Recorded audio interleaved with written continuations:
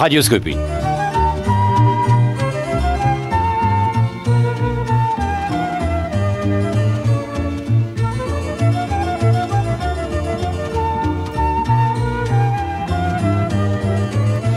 Radioscopie. Georges Marchais. Jacques Chancel.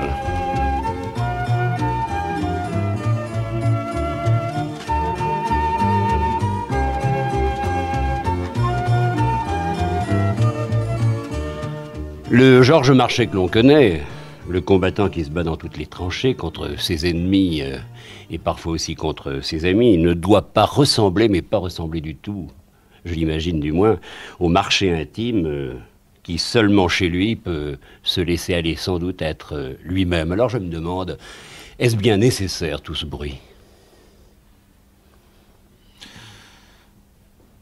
Ça correspond, vous savez, à la lutte politique telle qu'elle se présente aujourd'hui, avec l'enjeu qui est d'une grande importance, avec l'entrée des masses médias qui a joué un rôle considérable. Vous êtes champion dans cette matière. Je suis moi-même. C'est-à-dire champion. C'est pas moi qui est le mieux qualifié pour porter un jugement. Vous savez que parmi les hommes politiques, vous êtes celui qui est le plus bondissant, enfin. Vous en faites même une coquetterie. Non, je suis moi-même. Je me suis toujours efforcé à la radio, à la télévision, non pas de me composer un personnage, mais d'être tel que je suis dans la vie. Alors, ce qui est vrai, c'est que dans la vie, je suis un homme qui se passionne pour tout. Je me passionne pour la politique, mais je me passionne aussi pour tout. Vous avez l'impression, Georges Marchais, d'avoir fait des progrès. Vous avez suivi des cours, vous avez eu des professeurs. Non, je n'ai pas suivi de cours, je n'ai pas eu de professeur.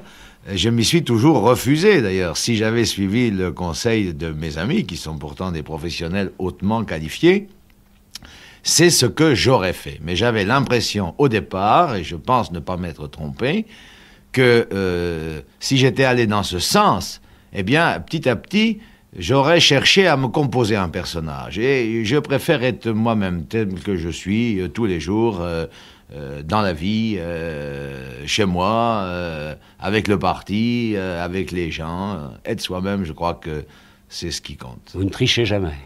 Non. Je ne triche pas, avec les avantages que cela comporte, l'honnêteté, la sincérité et la franchise. Avec les inconvénients que cela peut comporter aussi. Mais vous n'en avez pas assez parfois de jouer avec les mots, avec les intentions, avec les gentillesses, avec le cynisme, avec tous les contraires et avec peut-être tout ce qui n'est pas vous? Non, je ne joue pas avec ces mots-là. Je pense au contraire, même, c'est pas seulement mon fait. Je crois que c'est le fait de l'organisation, du parti auquel j'appartiens. Je pense que nous sommes en train d'introduire quelque chose de nouveau dans la vie politique française. Je le dis avec modestie, hein, mais qui me semble important. La première chose, c'est de dire la vérité. C'est de faire confiance aux gens. De leur dire les choses et ensuite de les faire juger eux-mêmes. Par conséquent, il peut apparaître, et sans doute il apparaît, j'en ai bien le sentiment parfois, qu'il y a un peu de brutalité de ma part. C'est peut-être parce qu'on ne s'était pas habitué à cela.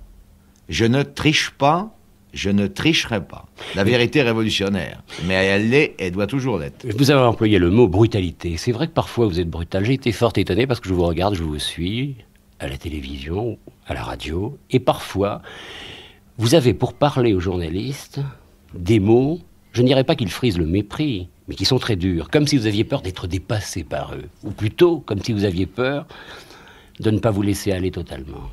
Non, au contraire, je pense que je ne fais pas reproche aux journalistes, et ils le savent, qui débattent avec moi, Ils posent leurs questions, toutes les questions qu'ils veulent poser.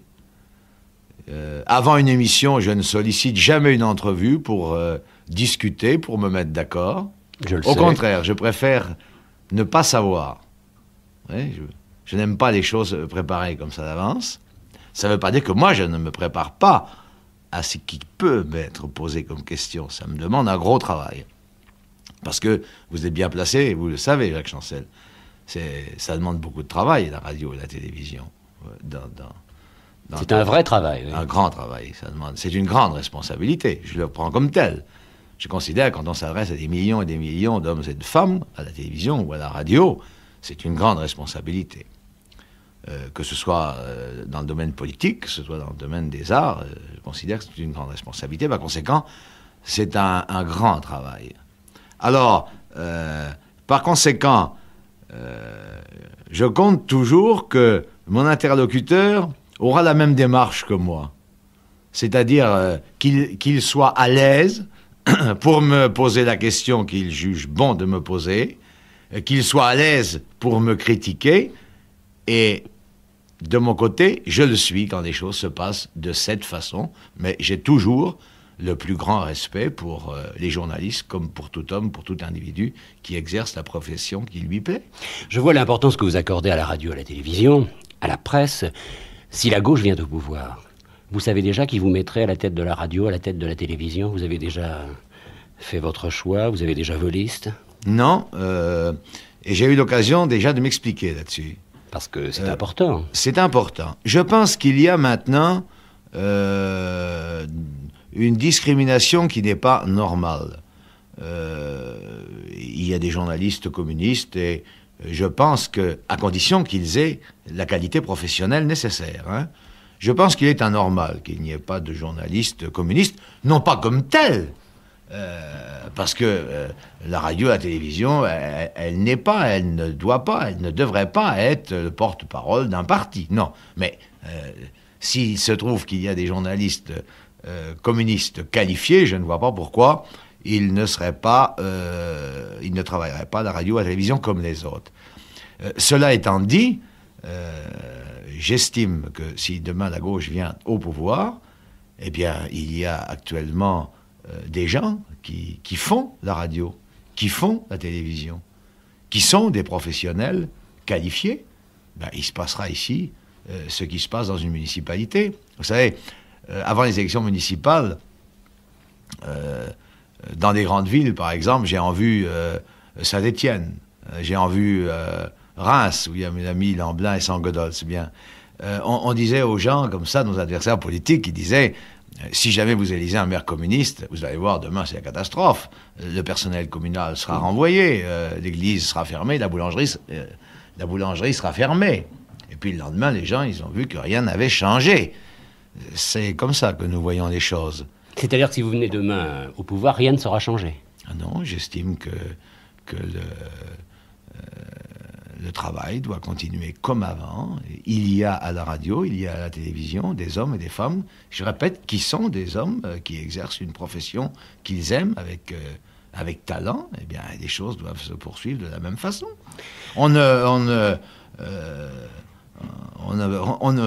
courra pas après les postes. Et j'ai pris cet engagement il y a déjà longtemps. Je l'ai pris avant 1973 parce que... Sauf les ministères, quand même.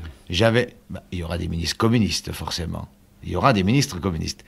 Mais j'avais senti que, notamment dans le domaine de la radio et de la télévision, il y avait eu certaines déclarations qui prêtaient plus qu'à équivoque. Et c'est la raison pour laquelle je crois me souvenir que c'est dans une réunion à Marseille, j'avais mis les choses au point. Georges Marchais, l'ouvrier que vous étiez aurait pu avoir une vie tranquille, je dirais même une vie saine. Mais voilà, je crois qu'il y a pour tout homme l'ambition. Est-ce l'ambition qui vous a vraiment motivé, qui vous a porté à être ce que vous êtes devenu? Parce que c'est vrai, on connaît l'homme politique, on l'écoute à la radio, on le voit à la télévision. Je vous ai reçu il y a quelques années. Je voudrais savoir si vous avez changé. Et quel homme vraiment vous êtes? L'homme politique, on le connaît. Mais c'est pas par ambition. Un peu, quand même. Absolument pas. Absolument. Vous avez alors toutes les qualités. Mais non, parce que vous savez, quand vous donnez votre adhésion au Parti communiste français, dans le cadre de la société telle qu'elle est, Aujourd'hui, et quand j'ai adhéré en 1947, vous savez que moi, j'ai adhéré le jour où les ministres communistes ont été chassés du gouvernement. Oui. Et c'est d'ailleurs le jour où, pour la première fois, François Mitterrand a été ministre. Il est entré dans le nouveau gouvernement qui a remplacé celui où il y avait des ministres communistes. François Mitterrand, votre ami. Ouais. Oui, mon allié, mon ami, à condition qu'il accepte qu'on se mette d'accord sur un programme commun bien actualisé. Alors, quand j'ai adhéré, par conséquent, il n'y avait plus de coups à recevoir, vous savez, que d'honneur. Mais j'ai adhéré à ce parti parce que, depuis longtemps, j'avais le sentiment qu'effectivement, c'était lui qui représentait des idées qui m'étaient familières, qui défendaient mes intérêts, et j'ai adhéré. Et comme tous les autres, j'y ai milité. Alors, évidemment, par la suite, j'ai accédé, en fonction de la confiance qui m'était témoignée par mes camarades, à des responsabilités. Mais vous savez, c'est lourd, sont des responsabilités lourdes à porter, qui procurent une certaine satisfaction. Non matérielle, mais morale. Je pense que, Jacques Chancel, vous avez sans aucun doute lu le dernier livre de Jacques Duclos et le dernier chapitre de son livre. Et quand Jacques a éclairé ce dernier chapitre, il était dans le Midi, j'étais allé le voir, il l'a modifié au dernier moment, en sachant bien qu'il n'avait plus que peu de jours à vivre. C'est au fond son testament. C'est un document extraordinaire, où en quelques pages, il résume la joie qui est la sienne au moment de partir, au moment de disparaître. Ben, au fond, il dit, je pars, mais je suis heureux parce que ma vie a été bien remplie. La vôtre aussi ? Oui, mais j'espère qu'il me reste encore du temps devant moi. Hein. Alors prenons justement ces personnages. Vous parlez de Jacques Duclos, mais auparavant, il y a eu Maurice Thorez, c'est le personnage historique. Jacques Duclos, on pourrait dire, c'est le charme du communisme. Georges Marchais, qui est-ce ? Vous savez, on dit toujours que l'histoire vraie s'écrit 50 ans après. Moi, je laisse le soin à mes successeurs de dire quel aura été mon apport personnel. Admettons qu'on vous donne la chance de l'écrire aujourd'hui. Oh, vous savez, ça sera balancé. Et plus on avance dans le temps, plus on juge sévèrement les prédécesseurs. C'est toujours comme ça. Je pense que ceux qui dirigeront le parti dans, j'en sais pas moi, 15 ans, 20 ans, 25 ans, 30 ans, ils diront, il a fait ça, c'était bien, ça, c'était pas bien. Faut pas se faire d'illusions, hein, vous savez bien. Et vous comptez rester combien d'années encore à la tête du parti ? Ah, c'est pas moi qui décide. Non, mais vous en avez quand même une petite idée dans votre tête. J'ai une petite idée, ouais. J'ai l'intention... vous n'êtes pas prêt à partir. Je suis pas prêt à partir, non. Mais je pense que le moment venu, faites-moi confiance, je saurais laisser la place à plus jeunes que moi. Si la gauche ne vient pas au pouvoir, c'est l'échec de Georges Marchais ? Et sa condamnation par la suite, et peut-être même très vite l'oubli, même du personnage ? Non, parce que d'abord, je me place dans l'hypothèse non pas d'un échec, mais d'un succès. D'autre part, notre politique est une politique collective. Alors c'est vrai qu'il y a une certaine personnalisation, les mass médias jouent un grand rôle d'ailleurs de ce point de vue, mais notre politique est une politique collective. Et même dans l'hypothèse, vous voyez, où vous vous placez... Où je vous place. Où vous me placez, s'il y avait échec, ce serait un échec non définitif. Ce dont je suis persuadé, c'est que la politique pour laquelle nous luttons, c'est celle-là qui, en définitive, parviendra à triompher. Pourquoi ? Pour une raison très simple. C'est parce qu'elle est fondée sur l'union. Et je suis persuadé qu'en dehors de l'union, du rassemblement de tous ceux, de toutes celles qui aiment les travailleurs, qui aiment le peuple, qui aiment leur pays, il n'y a pas d'issue à la crise de la société française. Nous sommes un grand parti, mais nous ne pouvons pas prétendre résoudre à nous seuls les problèmes. Il faut donc nécessairement s'entendre avec d'autres. C'est ça le fond de notre politique, et c'est celle qui triomphera un jour. Georges Marchais, j'ai été très frappé par le portrait qu'a fait de vous Pierre-Marc Cabreux, qui d'ordinaire est plus habitué aux gens de théâtre. Et à un certain moment, il écrit « Ce qui frappe chez Georges Marchais, c'est l'évidence du naturel. » Alors, pour être naturel, cela demande du temps, Ou c'est quelque chose que l'on a au-dedans de soi? C'est une expression de l'âme? Il faut être sincère. Croire. Mais un homme politique triche de temps en temps, il est Non, obligé. je refuse. Je refuse cette chose. Je refuse cette chose. Je vous comprends d'autant plus votre démarche, Jacques Chancel, que mes propres camarades de parti, parfois, s'étonnent de me voir m'indigner devant des évidences. Mais je suis comme ça, et je pense d'ailleurs que les travailleurs sont comme ça. Ils aiment les choses claires, les choses nettes, ils aiment l'honnêteté, ils aiment la sincérité. Je crois qu'ils sont comme ça. Je ne triche pas. Alors, ça, c'est... peut-être les auditeurs penseront que je manque de modestie, mais pas dans cette question. Mais je ne changerai pas. L'homme politique l'emporte sur l'homme tout court, ou l'homme politique dépasse l'homme et l'épuise de temps en temps? Non, il faut... on ne peut pas être un homme politique au plein sens du terme si on n'est pas tout simplement un homme comme les autres. Avec tous les défauts et toutes les qualités. Avec tous les défauts et toutes les angoisses. Et les angoisses. Et tous les doutes. Et les doutes. Alors vous doutez? Ça m'arrive. Vous doutez de qui en ce moment? Des amis ou des ennemis? En ce moment, j'ai des doutes. Je ne serais pas honnête s'il ne disait pas sur mes partenaires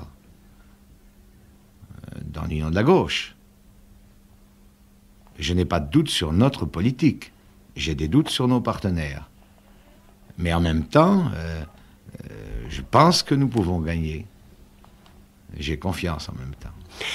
J'ai l'impression, Georges Marchais, que vous pouvez être modeste et que vous l'êtes en vérité. Vous réclamez la présence de ministres communistes au gouvernement, mais jamais, je ne l'ai pas lu, en tout cas je ne l'ai pas entendu, jamais vous n'avez demandé pour vous-même le premier fauteuil, c'est-à-dire celui de Premier ministre, et vous le réservez à François Mitterrand. C'est de l'humilité. Enfin, vous n'y avez jamais pensé à cette... Ça, c'est à l'homme que je m'adresse. Bien sûr, si je m'adresse à l'homme politique, il va me répondre en me disant non, c'est François Mitterrand qui doit occuper ce poste de Premier ministre. Mais précisément parce que vous vous adressez à l'homme, vous me mettez à l'aise. La fonction que j'assume maintenant me plaît énormément. Et il me serait, et il me sera peut-être, désagréable de la partager. Parce que j'aime cette responsabilité, je souhaiterais pouvoir m'y consacrer entièrement comme je le fais maintenant. Mais évidemment, si... Vous serez ministre. Si la gauche l'emporte et que je sois amené à prendre des responsabilités gouvernementales, je ne me déroberai pas à mes responsabilités. Vous avez déjà choisi votre ministère dans le cas où vous passeriez? Non, un jour j'ai simplement exprimé des idées, à savoir qu'il y a des choses qui me plaisent plus que d'autres. Et par exemple, j'aime me consacrer du temps aux problèmes touchant à l'économie, à la gestion de l'économie. Ministre de l'économie et des finances? Non. À la place de Raymond Barre? Non. Pour être plus précis, j'aimerais avoir une tâche qui s'assigne, une tâche ministérielle, qui s'assigne pour but l'homme. C'est-à-dire contribuer, modestement, mais contribuer à améliorer la vie de l'homme, la vie des travailleurs qui est si dure aujourd'hui. C'est une tâche qui me plairait. Alors on se pose des tas de questions, parce que l'avenir de la France, c'est tout de même très important. Et on peut penser qu'au deuxième tour, car au deuxième tour, il va s'en passer des choses. Au deuxième tour, vous allez terriblement agacer le Parti socialiste. J'ai l'impression que vous allez faire des petites choses. Mais je ne sais pas quoi. Non. En tout cas, la réconciliation n'est pas possible. Elle est possible. Bah, vous appelez, on ne vient pas. Et nous continuons d'appeler. Je l'ai fait encore hier soir. Je ne désespère pas que François Mitterrand nous entende, d'autant qu'il n'est pas seul. Il appartient lui aussi à une formation qui compte des adhérents, des sympathisants, des électeurs, et qui, je le sais, ne sont pas insensibles à l'appel que j'ai lancé. Comment peut-on rester sourd à, j'ai parlé hier soir, ce cri que l'on sent monter des usines, de nos cités, des quartiers populaires de nos cités. Ces gens pleins d'espérance, qui tournent depuis des années leur regard vers la gauche, qui souhaitent la victoire avec derrière un changement dans leurs conditions de vie, leurs conditions de travail. Comment rester sourd? Parce que cet appel, c'est de là qu'il vient. Au fond, lorsque je dis à François Mitterrand, revenez à la table des négociations pour discuter, pour conclure et nous mettre d'accord, je ne sers que de relais quant au fond. Je ne fais qu'exprimer ce qui monte d'en bas, comme on dit. Mais que pouvez-vous faire de plus? Vous l'avez appelé, il n'est pas venu. Il viendra à quel moment? À quel moment allez-vous vous retrouver? Ce qu'il nous faut faire, c'est obtenir que chaque jour, plus nombreux soient ceux qui, voulant que les choses changent vraiment, le disent avec nous, nous appuient, nous soutiennent. Georges Marchais, estimez-vous que le pouvoir est corrupteur? L'expérience montre que oui, mais ce n'est pas une fatalité. Vous serez donc, comme tous les autres, si un jour vous êtes au pouvoir. Je pense qu'il faut toujours être en garde quand on a des pouvoirs, à tous les niveaux. L'expérience montre qu'à partir du moment où l'homme est investi de responsabilités, même de petites responsabilités, il devient dangereux. Il doit donc se contrôler lui-même, mais il faut que le contrôle des autres s'exerce sur lui. Je crois qu'effectivement le pouvoir est dangereux. Je voudrais, Georges Marchais, vous poser une question très directe, très franche. Peut-être pourriez-vous y répondre d'une manière qui ne serait pas celle que l'on attend.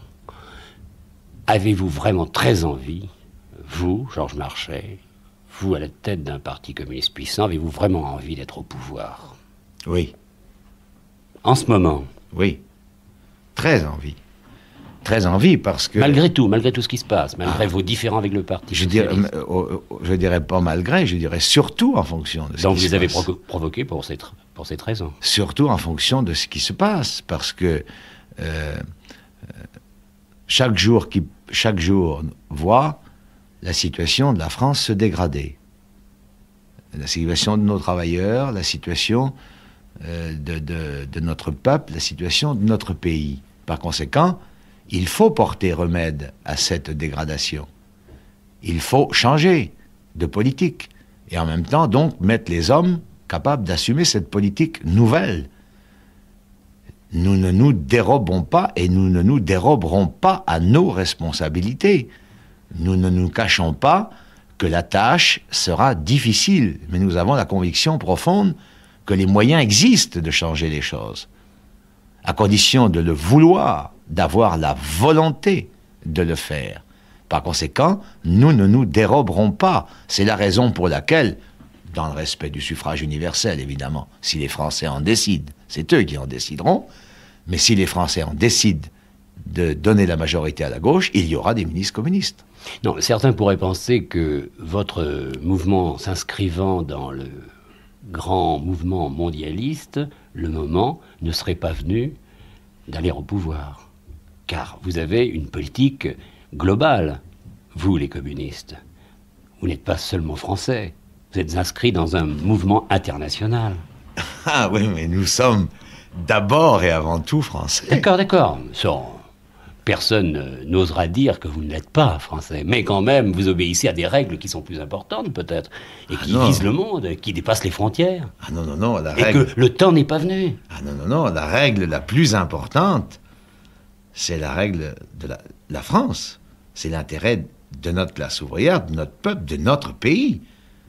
Nous sommes patriotes avant tout. Et il n'y a pas contradiction entre le fait que nous sommes des patriotes, mais que nous sommes aussi solidaires des autres forces qui, à travers le monde, luttent pour, au fond, un idéal qui correspond au nôtre, ou qui, même plus simplement, luttent pour le bonheur des hommes, pour autre chose, pour changer. Et il n'y a nulle contradiction entre notre attachement, je répète, à l'intérêt national et la solidarité internationale que nous affichons chaque fois que c'est nécessaire pour défendre la justice, la liberté, partout où elle doit être défendue.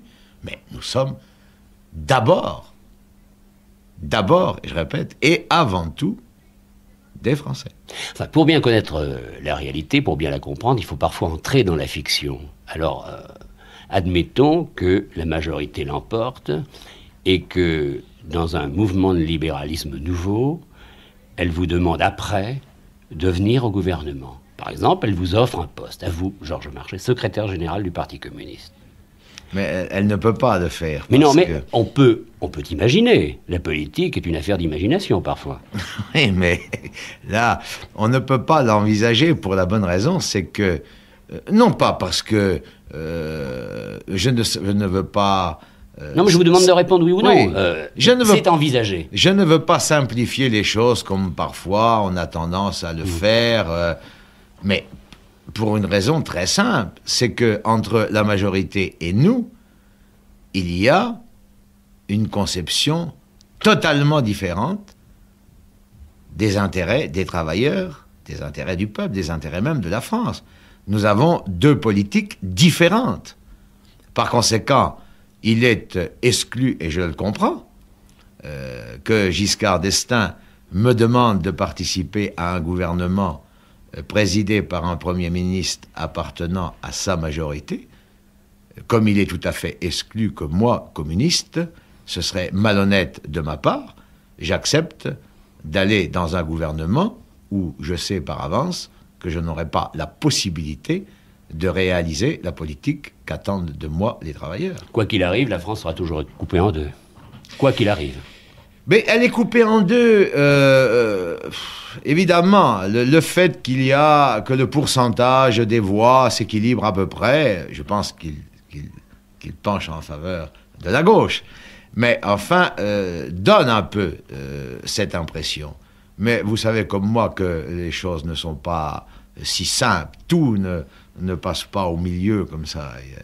C'est beaucoup plus compliqué que cela. Il y a sans doute il y a des gens qui votent encore pour la majorité, par exemple, et qui, normalement, devraient être de notre côté. Et puis, vous avez des gens, très peu, c'est vrai, mais dont la situation sociale, que la situation sociale porterait davantage vers la majorité, et qui votent à gauche parce qu'ils trouvent... ou pour le Parti communiste, parce qu'ils trouvent dans la politique de notre parti, pour des raisons qui leur sont propres, personnelles, des attitudes, des comportements qui vont dans le sens de ce qu'ils pensent et de ce qu'ils souhaitent. Je crois que c'est simplifier les choses que de couper comme ça. Ce qui est vrai, il y a une gauche, il y a une droite, ça c'est clair. Georges Marchais, il doit vous arriver parfois de vous regarder à la télévision. Comment vous trouvez-vous ? Pour tout le monde, vous êtes devenu une star. Et à certains moments, on a l'impression que vous y croyez. D'ailleurs, je vous ai regardé très attentivement. Déjà, même sur un plan physique, vous êtes remarquablement habillé. Mieux qu'il y a 5 ans. J'ai pourtant le même tailleur. Ben alors vous le féliciterez, il a dû changer. Non mais, je veux dire que c'est important l'aspect physique. Et vous le travaillez. C'est pour essayer de mieux voir. Ouais, je pense que quand on se présente à la télévision, il faut se présenter correctement. Alors je vous ai demandé comment vous trouvez-vous à la télévision. Mais je me juge toujours, moi, assez sévèrement. On me dit que les téléspectateurs regardent parfois le détail. Je dois avoir, moi, la tendance inverse. C'est surtout le contenu qui quand il m'arrive de pouvoir me regarder. C'est rare, hein. Ça peut arriver. Mais ça arrive, oui. Si je fais une conférence de presse et que la télévision le soir donne 2 ou 3 minutes, je me vois. Alors, je regarde toujours d'une manière critique parce que, d'abord, je trouve toujours, évidemment, et ça ne peut pas être autrement, que on n'a pas donné assez de ce que j'avais dit. Par conséquent, j'ai toujours un comportement critique. Non, je me regarde sans... Vous êtes tolérant plus pour vous-même que pour les autres. Je crois pouvoir dire que dans le travail, et je crois que les ouvriers sont comme ça, hein, je suis assez sévère avec moi-même, et je suis aussi... j'aime le travail bien fait. Mais ça, vous savez, tout le monde sait que c'est une qualité des ouvriers français. Les ouvriers français aiment le travail bien fait.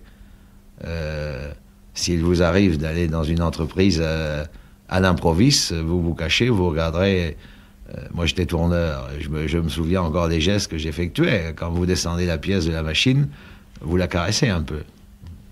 Les ouvriers aiment le travail bien fait. Enfin, Georges Marchais, vous n'êtes pas de toute éternité. S'il fallait désigner un héritier dès à présent, vous pourriez trouver un nom. Trouver un nom.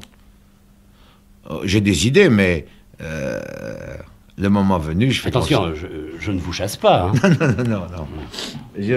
J'ai des idées, mais le moment venu, je laisse le soin à mes successeurs de le faire. Je leur fais confiance pour ça. Mais le nom, vous ne le donneriez pas. Ah non, c'est pas un nom d'ailleurs. J'ai des idées. Je me réjouis que à la direction de notre parti, ces dernières années, sont montés des hommes jeunes, de grande qualité. Et là, je n'ai aucun souci de ce point de vue. Je sais que l'avenir de notre parti, du point de vue de sa direction, est assuré. Et je sais aussi que la sagesse qui prévaut toujours chez nous l'emportera. Il y aura pas dispute. Vous êtes satisfait de tout votre passé, de ce présent, et quelles sont vos inquiétudes? Bon, tout à l'heure, vous avez parlé d'une certaine manière de François Mitterrand. Je vous ai demandé, ou plutôt je vous ai dit, lorsque vous avez lancé son nom, je vous ai dit « votre ami ». Et d'ailleurs, vous avez rebondi immédiatement en disant « s'il veut bien collaborer comme je le souhaite avec moi ». Mais vous pourriez, par exemple, passer une soirée avec lui en dehors de toute politique? Est-ce un ami sincère ou est-ce un ami qui est venu parce que la politique l'exigeait? Mais écoutez, c'est un homme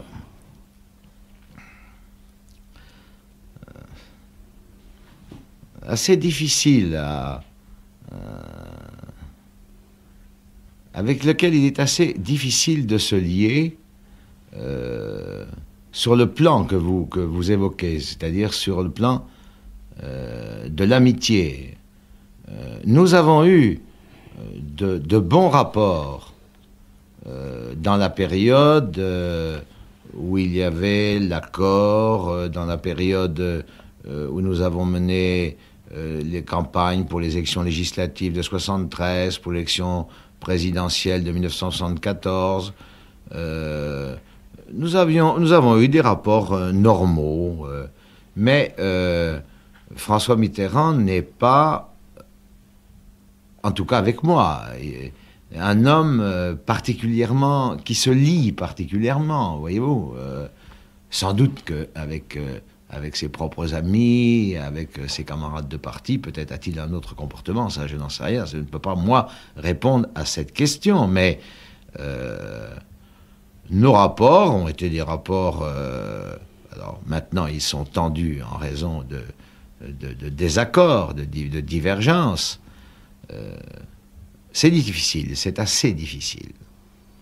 Alors, vous estimez que les Français voteront quand même pour ce programme commun lorsque on sait comment vous êtes divisés et comment vous arrivez à ne pas vous comprendre? Mais oui, les Français, je pense que ce qui caractérise la situation maintenant, je suis sûr de ne pas me tromper, c'est qu'il y a une volonté de changement. Les gens, et particulièrement naturellement ceux qui souffrent de la politique mise en œuvre depuis de nombreuses années, ils veulent changer d'homme, changer de politique. Ils veulent autre chose. Ça, je suis sûr que c'est la tendance majoritaire. Derrière le changement, personne ne met la même chose.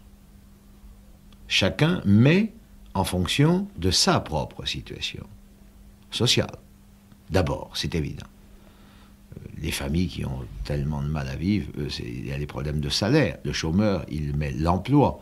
Le jeune qui veut s'instruire, apprendre un métier qui lui plaît et du travail, il met cela, vous voyez. D'autres gens mettent autre chose.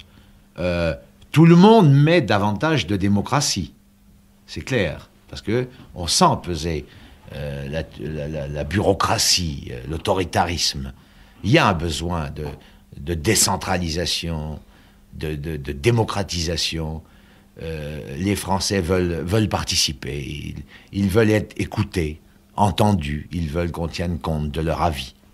Bon, ça, je crois que beaucoup de gens veulent cela. Il y a ceux qui sont soucieux de l'indépendance de la France.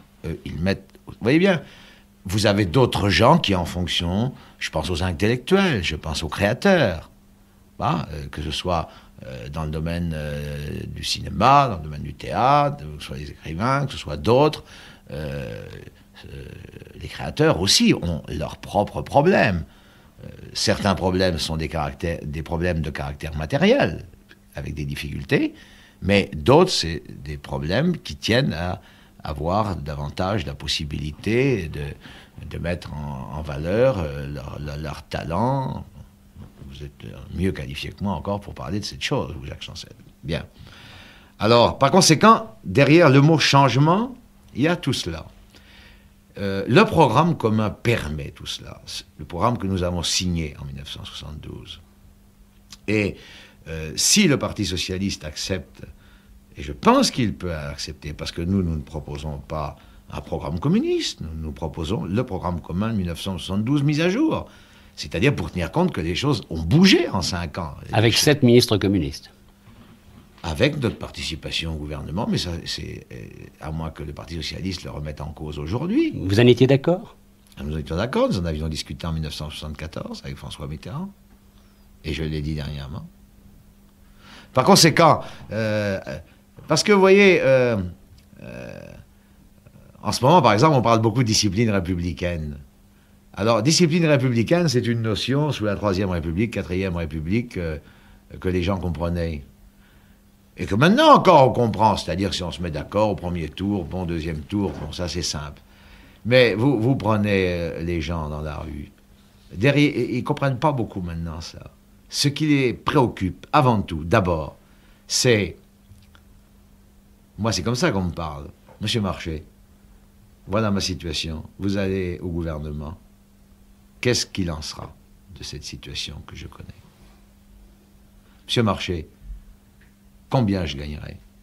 Monsieur Marchais, est-ce que j'aurai un emploi? Monsieur Marchais, est-ce que je pourrai un logement? C'est comme ça qu'on nous pose des questions. Vous voyez? Alors, et c'est à cela qu'il faut répondre. C'est pourquoi la question du programme est la question capitale.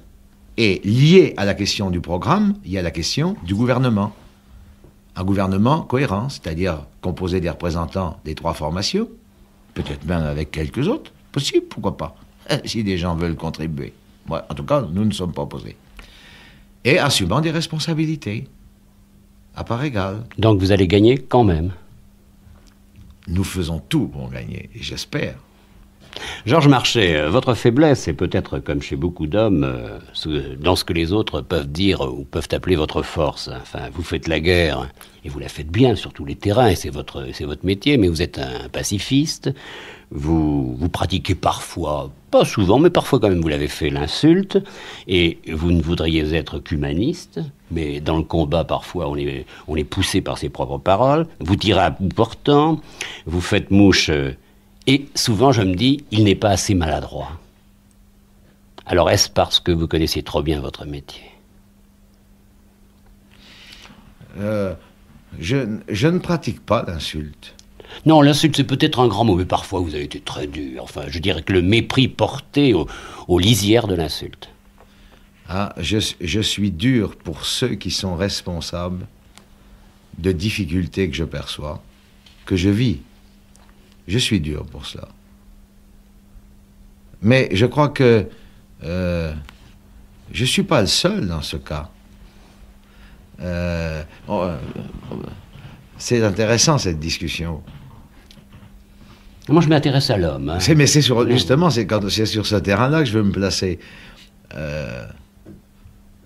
Vous présentez un spectacle assez remarquable à la télévision, qui a un grand succès, vous le savez. Vous me le dites. Le Grand Échiquier, donc vous le savez. C'est les grands moments de la télévision. Mais je peux rien dire. Là. Bien.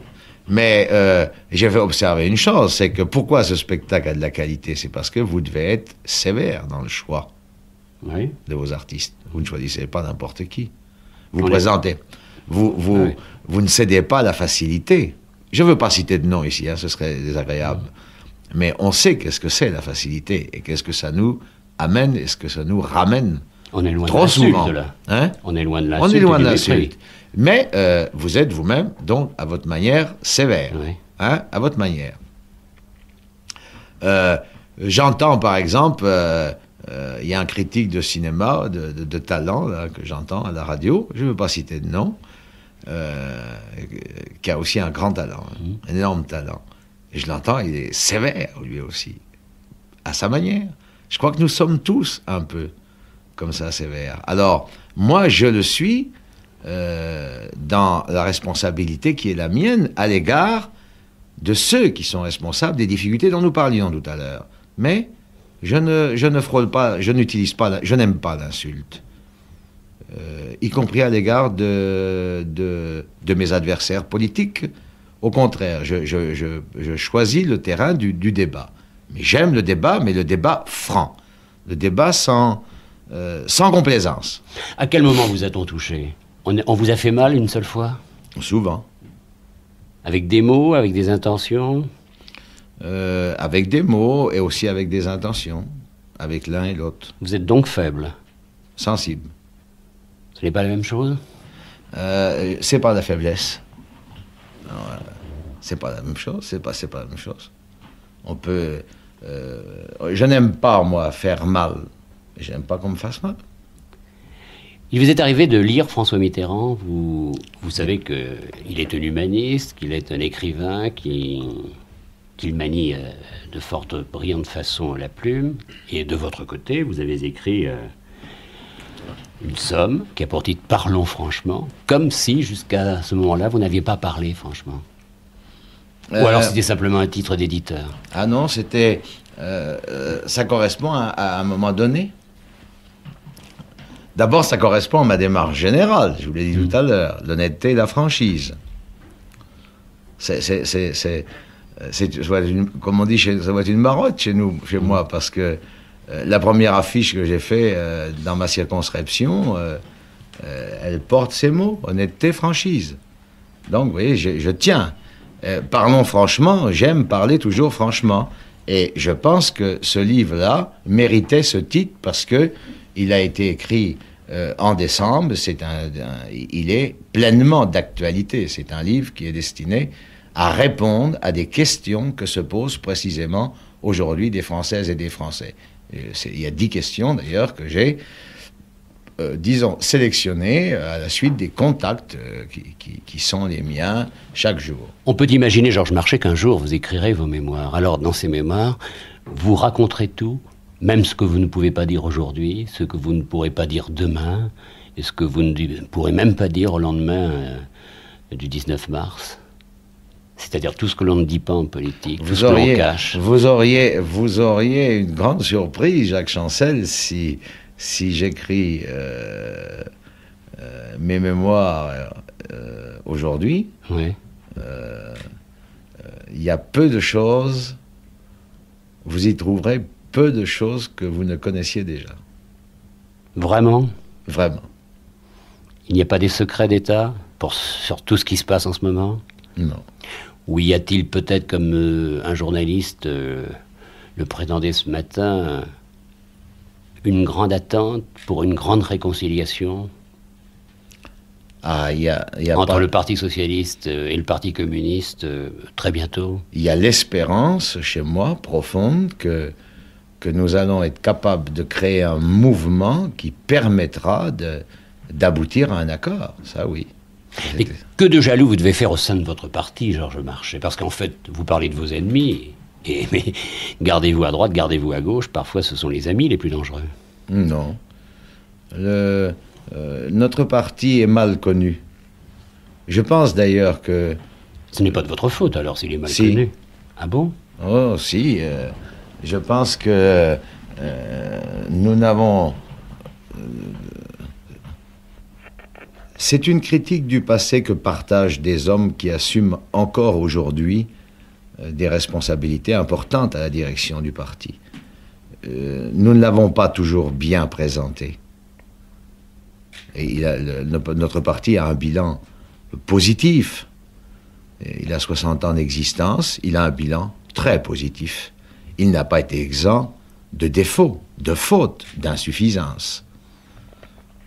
Parfois, il aurait été mieux de les dire plus tôt. Ça, c'est clair. Et puis, mais ça, c'est plus compliqué, ça. La lutte a été difficile pour le parti. Il est né dans une période difficile. Il a eu des moments difficiles. Il a connu des moments très difficiles. Alors, évidemment, c'est pas toujours facile de répondre à la question. Pouvions-nous, à l'époque, faire autrement?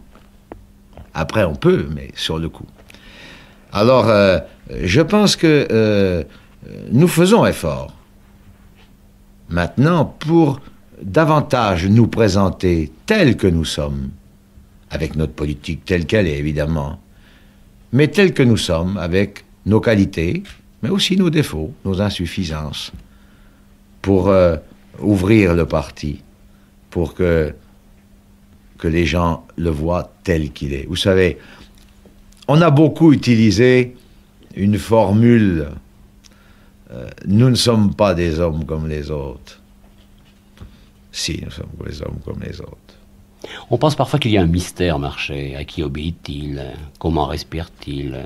Pourquoi s'enflamme-t-il? Pourquoi revient-il? Et même une différence dans les manières de se présenter. Là, nous parlons de l'homme et nous sommes bien au-delà de la politique parce que c'est l'homme qui va à la politique et je ne sais pas s'il lui ressemble de temps en temps à cet homme politique. Et puis, vous êtes calme. Et puis, il y a d'autres moments où vraiment vous partez, vous êtes allé. On vous voit à la télévision bondissant. Alors, est-ce le même homme? J'ai l'impression que vous êtes fait quand même pour une retraite très lointaine, remarquez, mais pour un calme, pour une solitude, et non pas pour tout ce bruit. Ah, je suis... non, comme vous me voyez bondissant, c'est moi. Oui, j'aime le débat. Ouais. J'aime le débat. Mais ça se voit, hein? Mais oui, Ah ouais, j'aime ça, le débat. non. J'aime le débat. J'aime le débat. J'aime la lutte dans le bon sens du terme.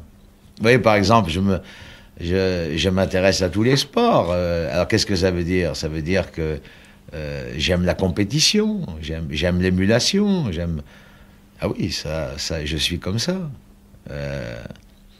Là, évidemment, nous sommes dans une ambiance très détendue. Nous parlons de l'homme, nous ne parlons pas de la politique. Ça explique sans doute, je suis très calme. Mais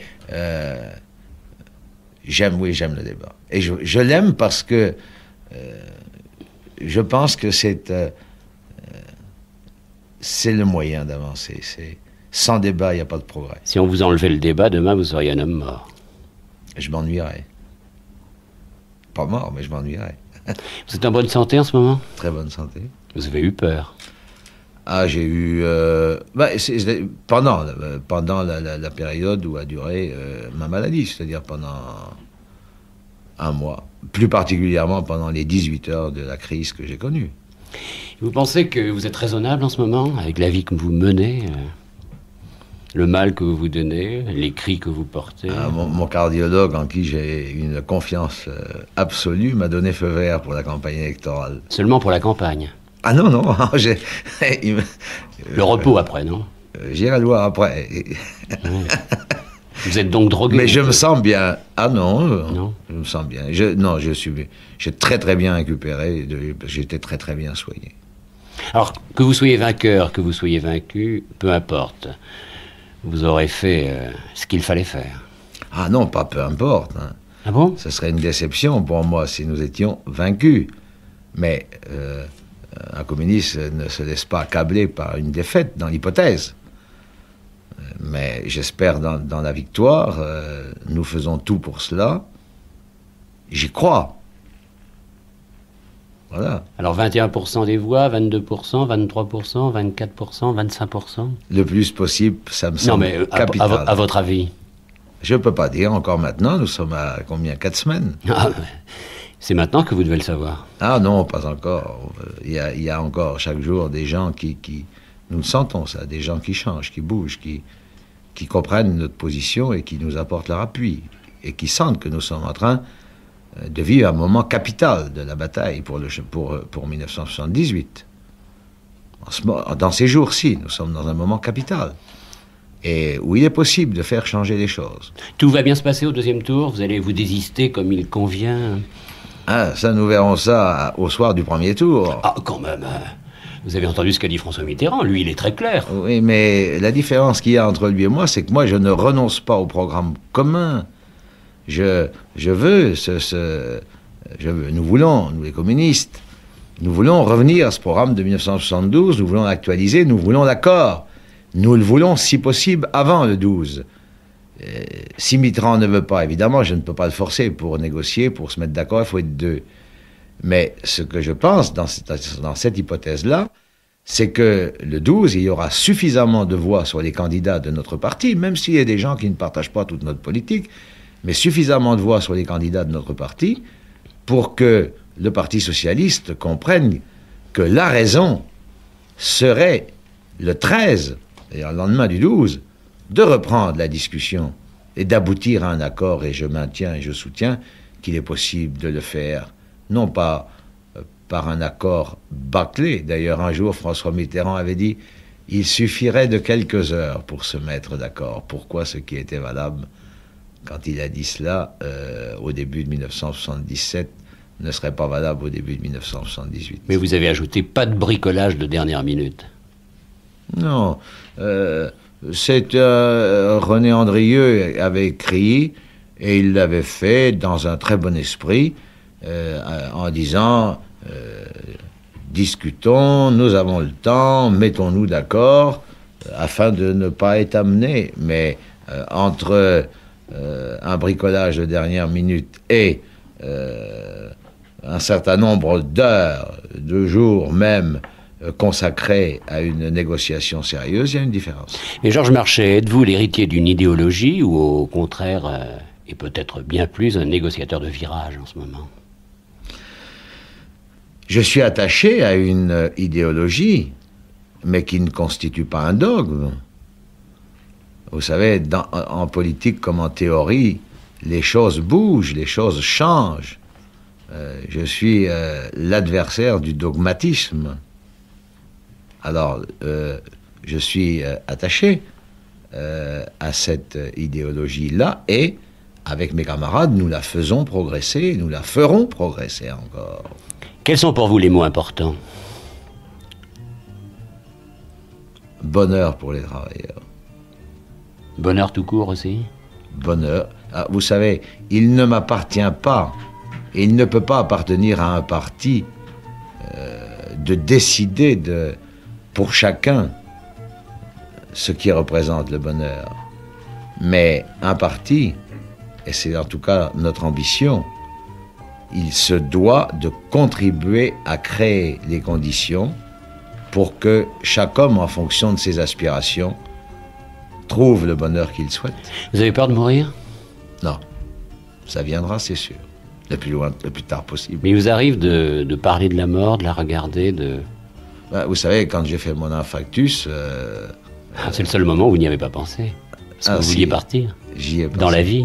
J'y ai pensé, puisque j'ai toujours gardé ma lucidité. C'était je suis resté lucide pendant les 18 heures de crise que j'ai connues. Je Vous avez eu suis toujours lucide. J'ai pensé à la mort, j'ai donc pensé à beaucoup de choses. Georges Marchais et Dieu dans tout cela. Ah, Dieu. Vous posez là une grande question. Vous savez, vous posez la question à un homme qui est aujourd'hui athée et qui avait fait... Vous dites qu'il est aujourd'hui athée. Oui, qui est aujourd'hui athée. Cela veut dire que demain il ne le sera pas. Non, j'appartenais à une famille qui croyait. Ma mère croyait, elle allait à l'église. J'ai fait ma communion. Par conséquent, je suis devenu aujourd'hui athée. Alors... Il faut croire. Ah oui, mais attention. moi, je crois. Et les catholiques aussi croient. C'est peut-être d'ailleurs ce qui fait que nous nous sentons proches l'un de l'autre. Nous sommes catholiques et nous, malgré la divergence qui existe, évidemment, au plan philosophique. Nous sommes des matérialistes, et eux, non. Il n'en reste pas moins qu'entre les croyants et nous, il y a beaucoup de choses communes. Je crois que ce qu'il y a de commun, c'est nous attachons beaucoup d'importance aux hommes, à défendre les intérêts des hommes, à la vie des gens. 18 heures, Georges Marchais.